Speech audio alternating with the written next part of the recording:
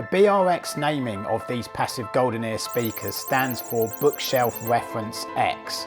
X no doubt denoting in audiophile parlance or nomenclature a best model. Manufacturer recommended prices are $1,900, £1,700 or €2,000, and it has a 6-inch mid-bass unit and an air motion transformer tweeter, which is a slight derivation of a ribbon tweeter which has folds or pleats in it.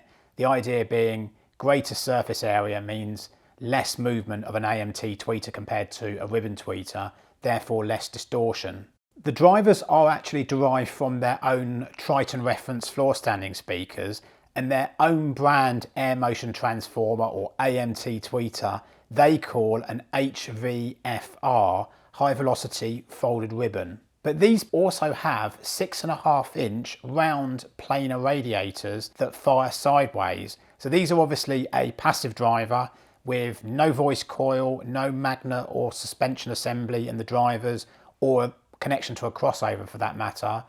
And they are moving against the internal displacement of air from the main mid-bass unit, because these are a sealed type speaker. There are no ports, and obviously this is to augment the bass power of the speakers. Passive radiators tend to get used in this way to improve bass performance of speakers that use smaller cabinets, and it's very much the case when you listen to these that they are big sounding for what you get. It's a bit like when you drive a car that's a small car and it feels like a big car. Does that analogy work? That kind of suggests that the car is still a small car, but you know what I mean. There are these metal mesh grills that are fixed in place on the sides, under which obviously the radiators sit, that slightly flex in if you're not too careful with moving them out of the box. This is because they are slightly concave in shape, so be careful of that. You also get similar metal mesh grills for the front. I always like to leave mine off because I just like to see speakers in their full glory. You may be different, but when you do take them off, you'll notice there's this front lip or tongue that's exposed under the mid-bass unit. It has been postulated that this might cause a slight sonic penalty in terms of sound refractions from it. Certainly based on how these speakers sound, I don't think that's of any concern whatsoever.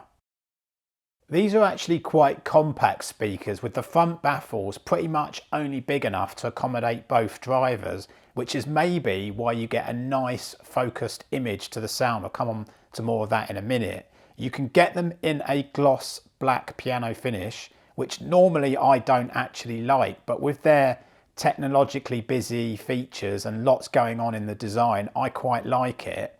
The other thing to say is that if you look at them from the front, you'll notice that the passive radiators on the sides, or the grills of the passive radiators, fan out slightly. So they're slightly towed in towards your listening position. It's maybe 1 or 2 degrees and it's slight, but you do notice it if you look from the front. I checked and they are actually made from an MDF with obviously a painted lacquered finish on the top. You'll see a single set of speaker binding posts at the back. That's quite conventional nowadays when people use really gutsy, powerful amplifiers, and particularly the trend towards using super integrated amps. I got these working well towed in slightly on popular solid steel SS6 stands. I've got them in the lovely raw metal finish. You can get them in black and white painted finishes, but with the height of my couch and the height of these stands, it gets the tweeter at ear height bang on. I know GoldenEar make mention of the fact that you need to set these speakers up at the right height, so be aware of that. I also have got them my usual 20 inches away from the rear wall, measured from the closest point of the rear baffle of the speakers. Talking about piano black, I've been getting really addicted by this track which is played by Lang Lang. There's a clip of it on YouTube and it's called Runtar Medley Prelude. I've actually used it in my intro segment. Hopefully it goes through the YouTube algorithm. But it's the sort of music that I'm mentioning because A, I think that it will give a great recommendation to someone trying to add value to do things other than just giving reviews here, and particularly those people who like classical music, but also because This is the type of fast, transiently dynamic music that these speakers are so good at, regardless of whether you can actually play that track through them or your own speakers through a streaming service or CD, because I don't think it's on any of those sources at the moment, this track.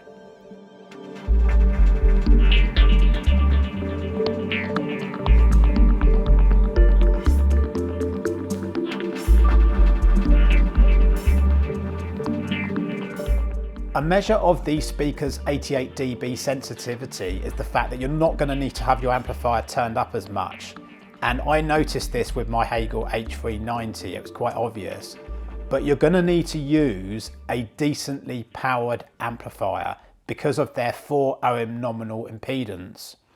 My Hagel can drive loads down to 2 ohms, so it's more than up to it. And obviously it's a gutsy dual mono powered amplifier as well. The other thing to highlight is the 42 Hz to 25 kHz frequency response. So depending upon your thoughts on subs, you may want to consider a subwoofer. Obviously depends upon what you experience with them when you go and listen to them in your dealer, because a review is for a shortlist. I'm not trying to sell you anything here. So bear that in mind. But I also would say that you will be surprised at the level of bass that these speakers produce for their size. It's one of those types of speakers that produces more bass than they have any right to, and particularly with this passive radiator design that works really, really well. Bucart's S400 Mark II and Definitive Technology Demand D11 speakers, which use rear and top firing radiators, have a bass that isn't anywhere near as speedy as these GoldenEars, and I think this is to do with how they couple with rooms. In this particular case, with these side firing radiators in my room, I just found bass was quite a bit better and speedy, as I say. I think this is down also to do with the fact that you don't have the same problems of rear ported designs or radiators on the rear of cabinets. I understand that one of the things that have driven the side firing passive radiators in this design is the fact that these speakers are traditionally designed to be used on bookshelves, and also because of traditional design as a GoldenEar ideal.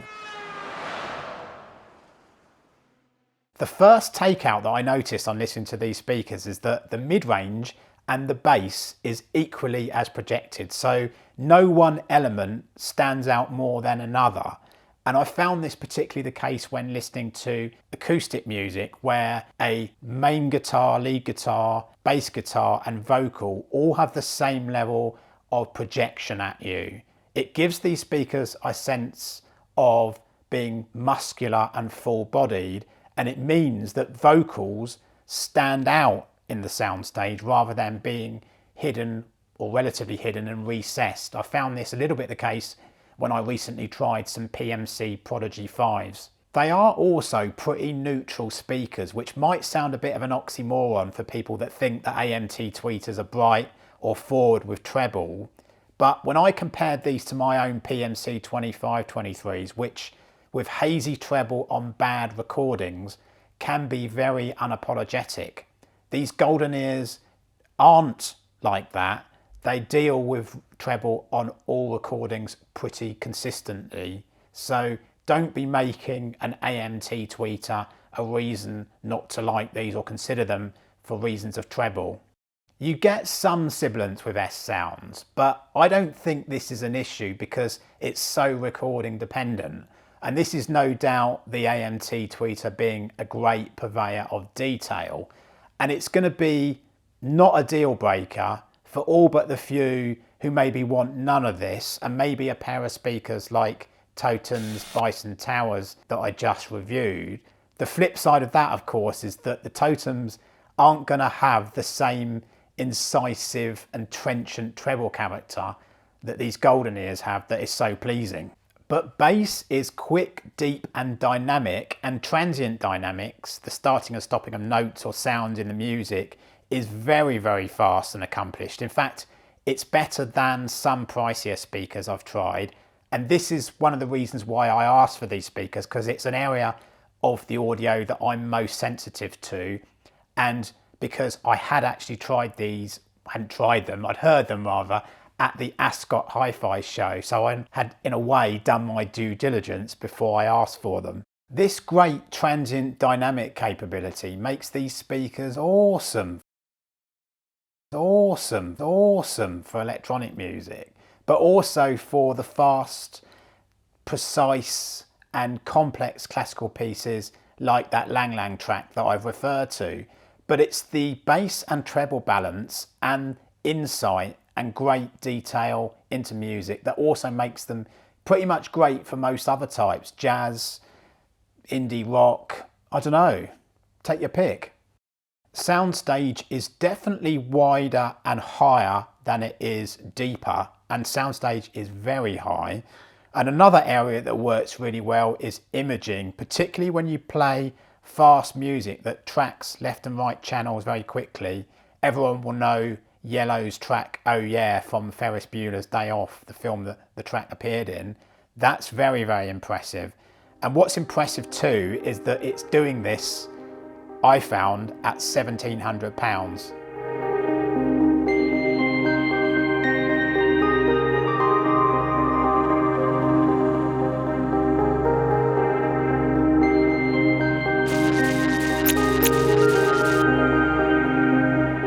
These GoldenEars in the UK are £500 more expensive than KEF's £1,200 LS50 Metas, but in the States, against the recommended retail price of $1,900 for these GoldenEars, you can get them in some US states for $1,600, which I understand is down to the fact that different sales taxes can apply. Granted, obviously, different prices makes award badges fraught with difficulty, and it's one reason why I don't do them. You can actually get these KEFs in the US for $1,600 as well. But at the same price, I actually think these GoldenEars are better speakers than KEF's LS50 Metas. I actually bought the KEFs myself, and this disparity might not come as any surprise to UK customers with a £500 difference in price, but it might do in the US considering the relative prevalence of positive reviews for the KEFs. Simply put, the BRXs are dynamically more capable in bass than the KEFs. They image stronger, they're transiently more dynamic such that they attack music better. Treble is more accurate and it's not the rolled off proposition of the KEFs, and in addition, treble is more naturally defined. If we had to categorise these speakers, not in sort of absolute terms, but in comparative descriptive terms, then I'd say the KEFs are like an analogue vinyl sounding pair of speakers with a lower dynamic range. The GoldenEars are like a digitally derived pair of speakers with a higher dynamic range, with more slam and impact. And conceivably, you may prefer that relative KEF sound over these GoldenEars, but personally I think more would prefer the GoldenEar type sound, simply as more people get off of a higher dynamic range that comes from digital sources nowadays. The areas I think that the KEFs improve on the GoldenEars is in their spacey sound staging.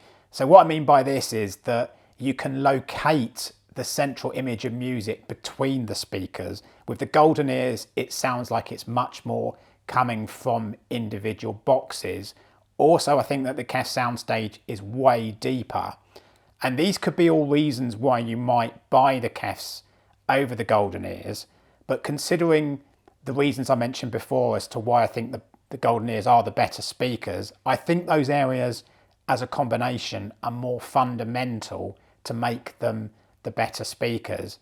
We could perhaps discount the fact that the KEFs have rolled off treble because that's more of a preference thing than what you might consider to be, inverted commas, best. If you are considering buying these speakers and want more of my thoughts on how they compare to others that are cheaper and pricier, then please sign up to Patreon. Obviously, I can't tell all on YouTube, but I can to those who invest in me in a private forum that's Patreon. It's only $5, €5, £5 a month, and you can get a 7-day free trial. Also, you can sign up to Patreon for free and get notified, I understand, of all articles, so you can then dip your toe into reviews that you'd want to check out by signing up to a free trial or the subscription. Also, you can download in PDF form copies of my reviews that I post, comparative articles and reviews on Patreon, if you're interested in full reviews about the products that I'm covering on YouTube and where I can give all my opinions. Obviously, you can't be expected to do that all on YouTube. Reviewing is very, very, very hard, and my model screams out for viewer monetization to keep this honest, independent ideal that I'm following. I'm actually thinking again about giving this up unless I can monetize most of my reviews by YouTube and by subscription, but hopefully it doesn't come to that. In the meantime, thanks very much for watching and see you in the next video.